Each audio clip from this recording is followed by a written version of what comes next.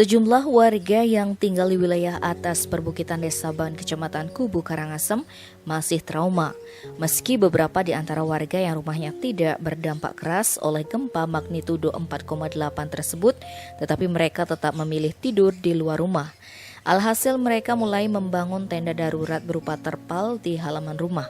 Mereka mengaku tidak bisa tidur nyenyak karena masih terbayang gempa. Niwayan Nuryani dan Nyoman Tindih, warga Banjar Jatituhu, Desa Ban, Senin 18 Oktober mengaku karena rumahnya retak akibat gempa, mereka membangun terpal untuk tempat tidur.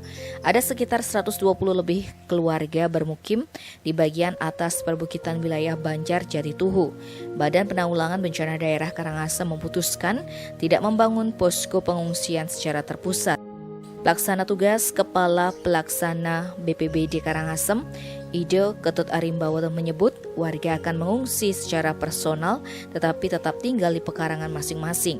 Untuk memenuhi kebutuhan pengungsian, posko sudah menerima bantuan sembako hingga terpal dan matras dari berbagai pihak sejak Sabtu 16 Oktober. Tim Bali Express melaporkan.